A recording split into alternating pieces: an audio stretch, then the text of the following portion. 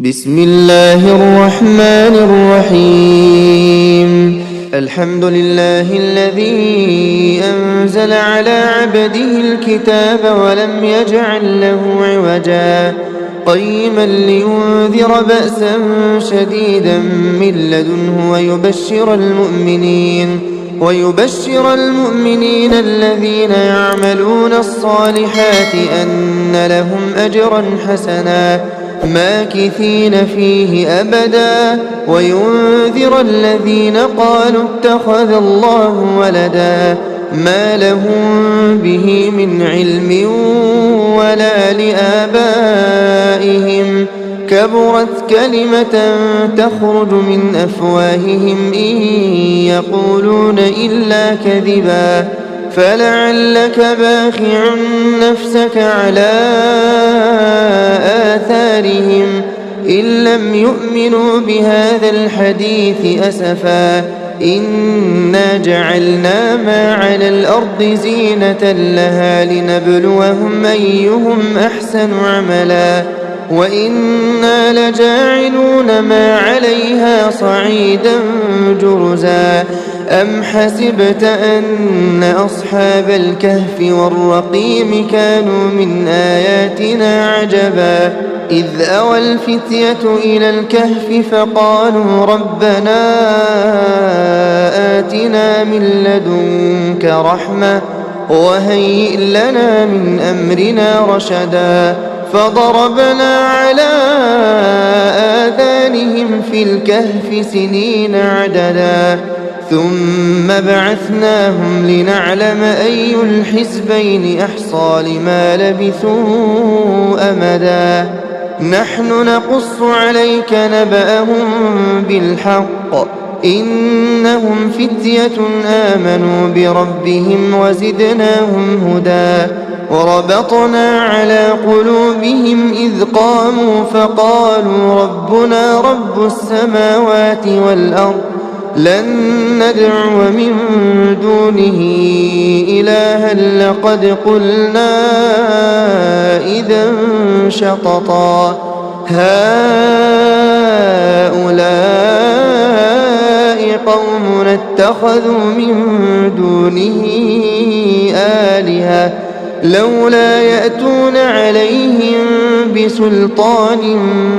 بين فمن أظلم ممن افترى على الله كذبا وإذ اعتزلتموهم وما يعبدون إلا الله فأووا إلى الكهف ينشر لكم ربكم من رحمته ويهيئ لكم من أمركم مرفقا وترى الشمس إذا طلعت تزاور عن كهفهم ذات اليمين وإذا غربت تقرضهم ذات الشمال وهم في فجوة منه ذلك من آيات الله من يهد الله فهو المهتد ومن يضلل فلن تجد له وليا مرشدا وتحسبهم أيقاظا وهم رقود ونقلبهم ذات اليمين وذات الشمال وكلبهم باسط ذراعيه بالوصيد لو اطلعت عليهم لوليت منهم فرارا ولملئت منهم رعبا وكذلك بعثناهم ليتساءلوا بينهم قال قائل منهم كم لبثتم قالوا لبثنا يوما أو بعض يوم قالوا ربكم أعلم بما لبثتم فابعثوا أحدكم بورقكم هذه إلى المدينة فلينظر أيها أزكى طعاما فليأتكم برزق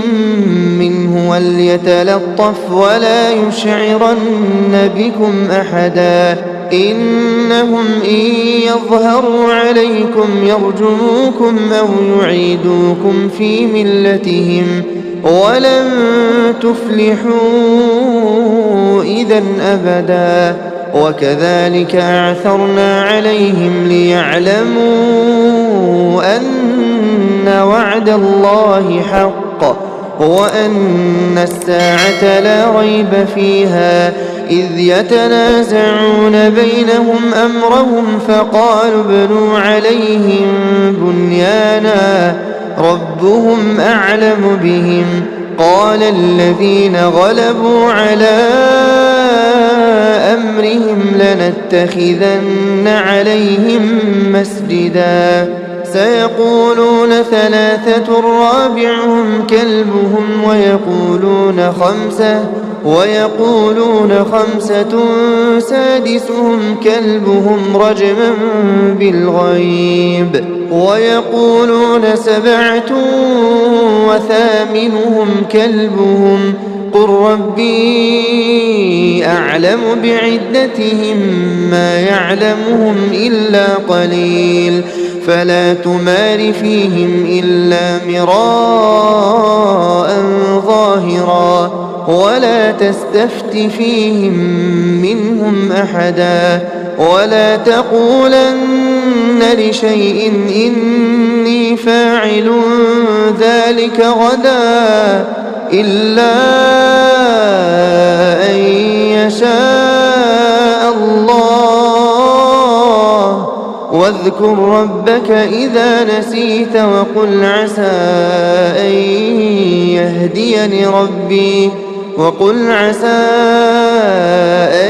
يهديني ربي لأقرب من هذا رشدا ولبثوا في كهفهم 300 سنين وازدادوا 9 قل الله أعلم بما لبثوا له غيب السماوات والأرض أبصر به وأسمع ما لهم من دونه من ولي ولا يشرك في حكمه أحدا واتل ما أوحي إليك من كتاب ربك لا مبدل لكلماته ولن تجد من دونه ملتحدا واصبر نفسك مع الذين يدعون ربهم بالغداة والعشي يريدون وجهه ولا تعد عيناك عنهم تريد زينة الحياة الدنيا ولا تطع من أغفلنا قلبه عن ذكرنا واتبع هواه وكان أمره فرطا وقل الحق من ربكم فمن شاء فليؤمن ومن شاء فليكفر إنا أعتدنا للظالمين نارا أحاط بهم سرادقها وإن يستغيثوا يغاثوا بماء كالمهل يشوي الوجوه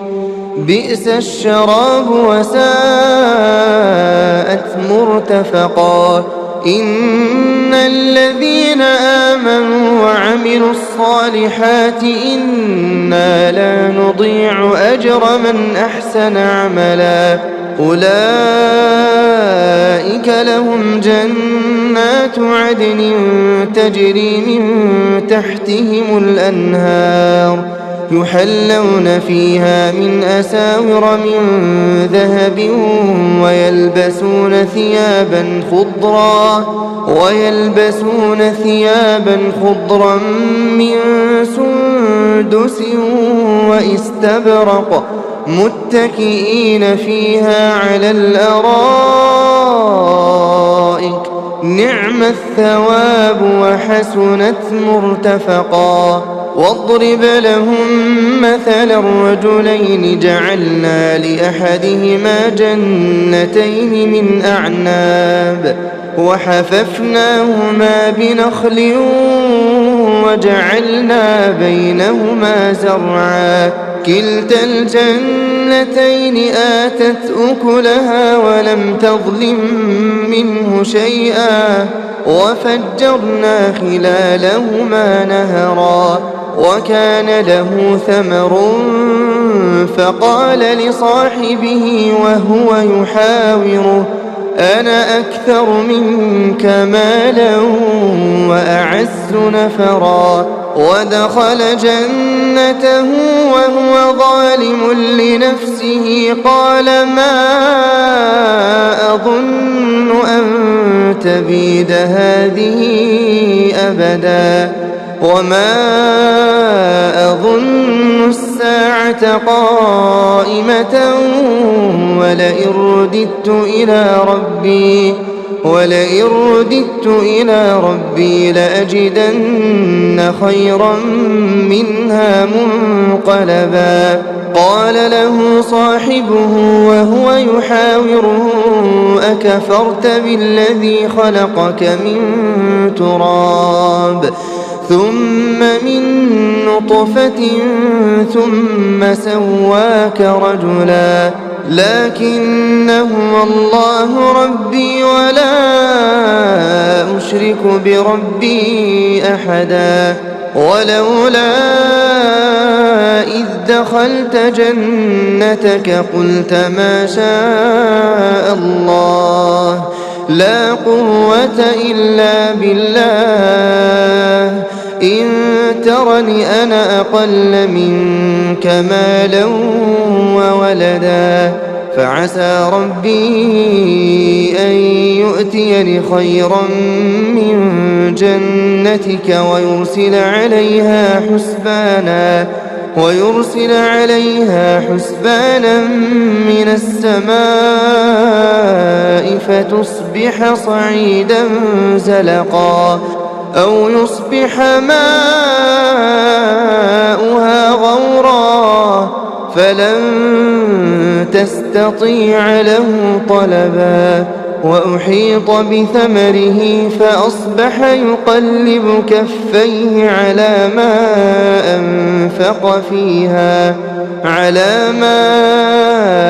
أنفق فيها وهي خاوية على عروشها ويقول يا ليتني لم أشرك بربي أحدا ولم تكن له فئة ينصرونه من دون الله وما كان منتصرا هنالك الولاية لله الحق هو خير ثوابا وخير عقبا واضرب لهم مثل الحياة الدنيا كماء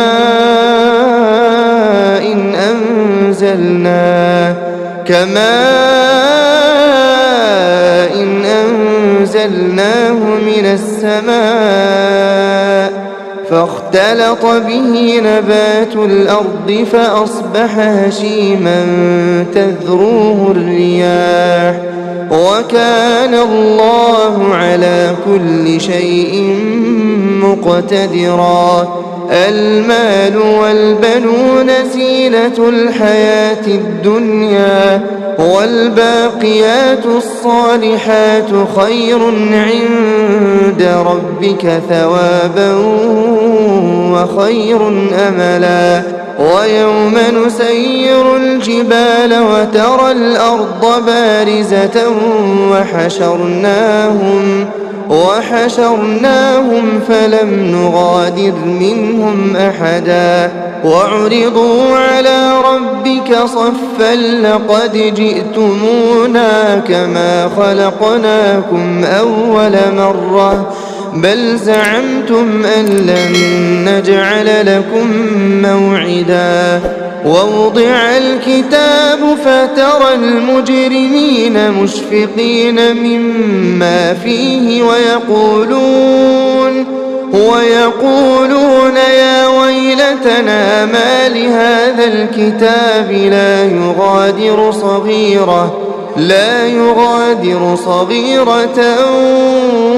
ولا كبيرة إلا أحصاها ووجدوا ما عملوا حاضرا ولا يظلم ربك أحدا وإذ قلنا للملائكة اسجدوا لآدم فسجدوا إلا إبليس كان من الجن ففسق عن أمر ربه أفتتخذونه وذريته أولياء من دوني وهم لكم عدو بئس للظالمين بدلا ما أشهدتهم خلق السماوات والأرض ولا خلق أنفسهم وما كنت متخذ المضلين عضدا ويوم يقول نادوا شركائي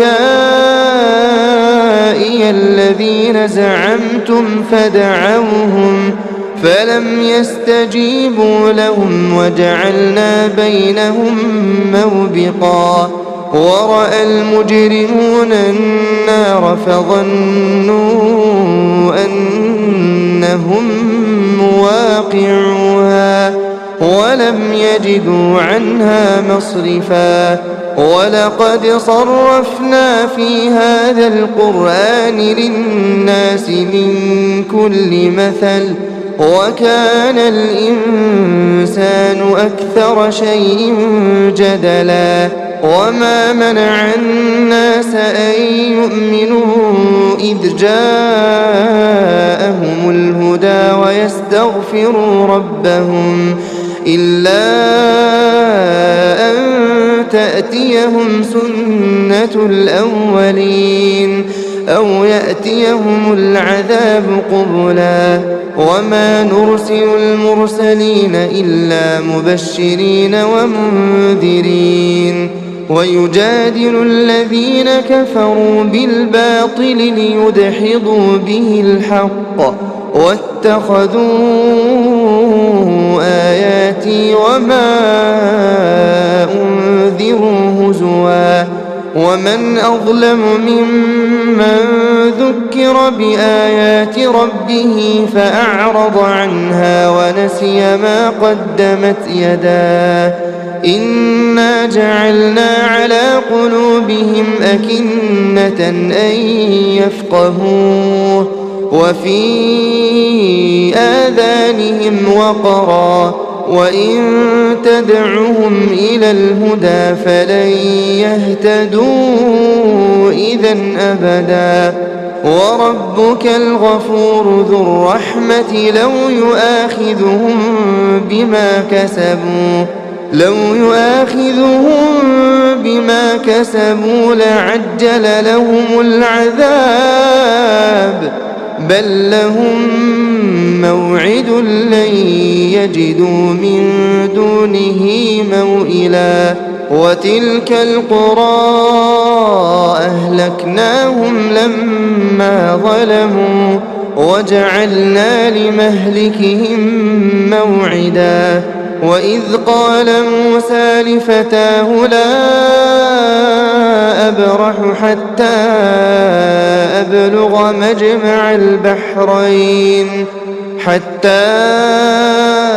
أبلغ مجمع البحرين أو أمضي حقبا فلما بلغا مجمع بينهما نسيا حوتهما فاتخذ سبيله في البحر سربا فلما جاوزا قال لفتاه آتنا غداءنا لقد لقينا من سفرنا هذا نصبا قال أرأيت إذ أوينا إلى الصخرة فإني نسيت الحوت وما أنسانيه إلا الشيطان أن أذكره واتخذ سبيله في البحر عجبا قال ذلك ما كنا نبغي فارتدا على آثارهما قصصا فوجدا عبدا من عبادنا آتيناه رحمة من عندنا وعلمناه من لدنا علما قال له موسى هل أتبعك على أن تعلمني مما علمت رشدا قال إنك لن تستطيع معي صبرا وكيف تصبر على ما لم تحط به خبرا قال ستجدني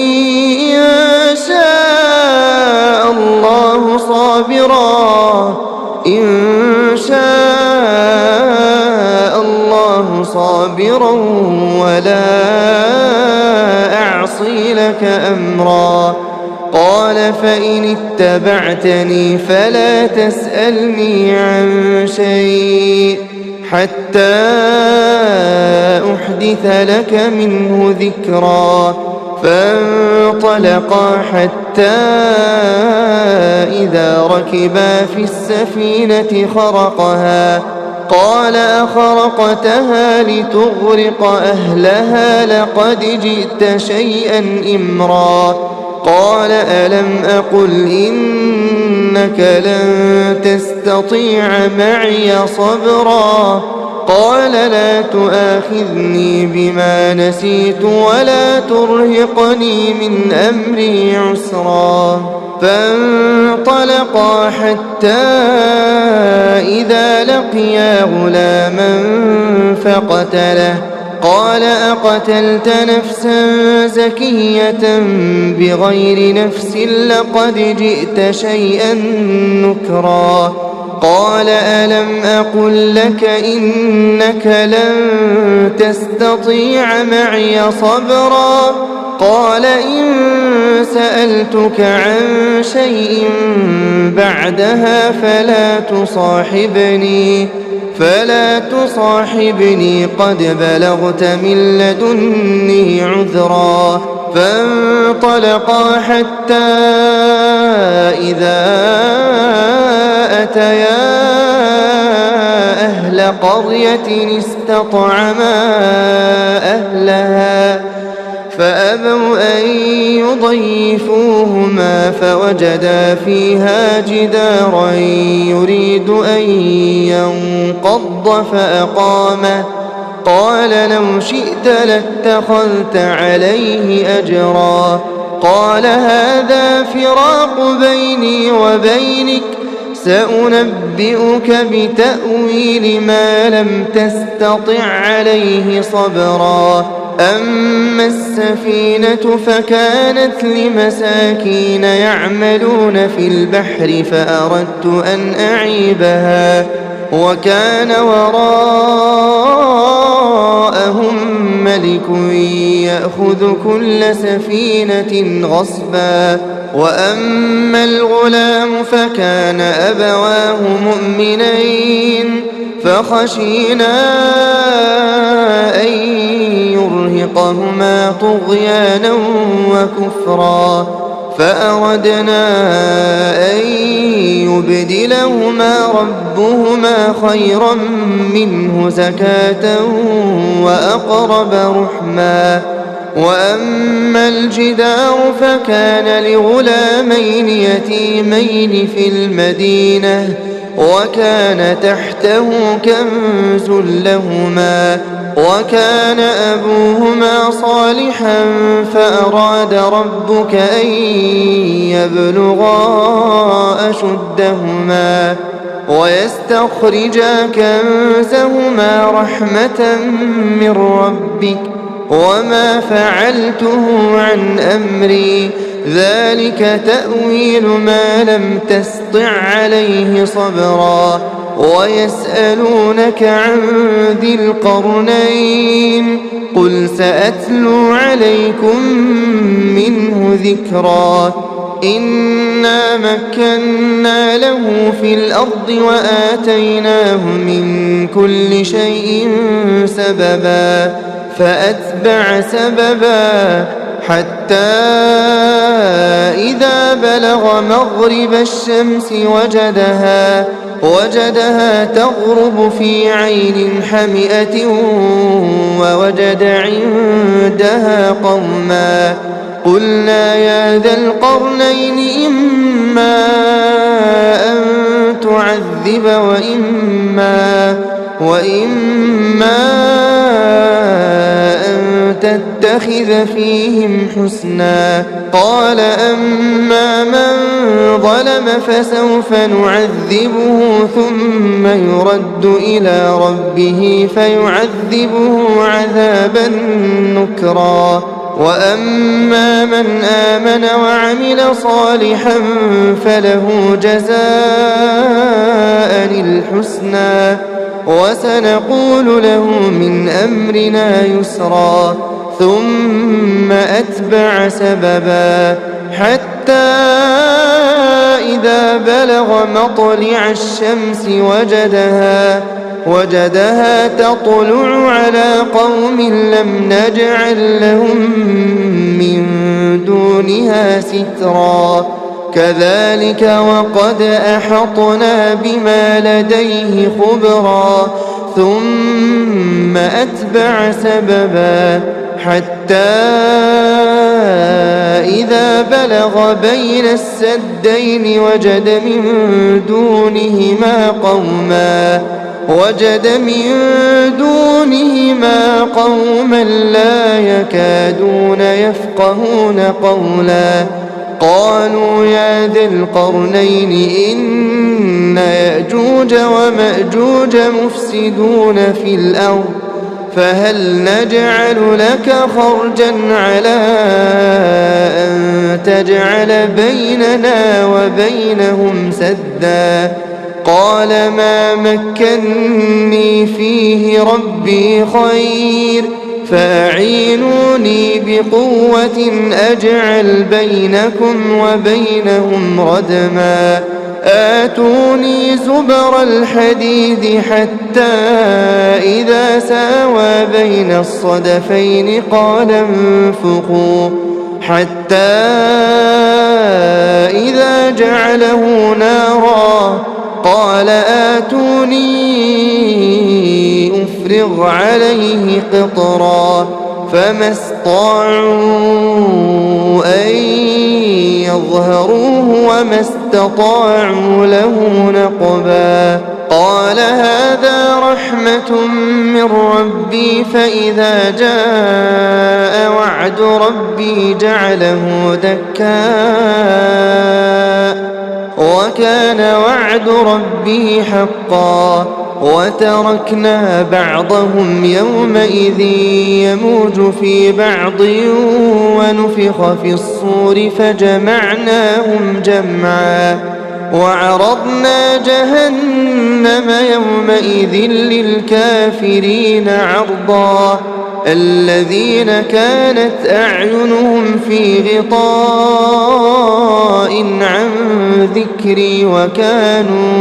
وكانوا لا يستطيعون سمعا أفحسب الذين كفروا أن يتخذوا عبادي من دوني أولياء إنا أعتدنا جهنم للكافرين نزلا قل هل ننبئكم بالأخسرين أعمالا الذين ضل سعيهم في الحياة الدنيا وهم يحسبون أنهم يحسنون صنعا أولئك الذين كفروا بآيات ربهم ولقائه فحبطت أعمالهم فلا نقيم لهم يوم القيامة وزنا ذلك جزاؤهم جهنم بما كفروا واتخذوا آياتي ورسلي هزوا إن الذين آمنوا وعملوا الصالحات كانت لهم جنات الفردوس نزلا خالدين فيها لا يبغون عنها حولا قل لو كان البحر مدادا لكلمات ربي لنفد البحر قبل أن تنفد كلمات ربي ولو جئنا بمثله مددا قل إنما أنا بشر مثلكم يوحى إلي أنما إلهكم إله واحد فمن كان يرجو لقاء ربه فليعمل عملا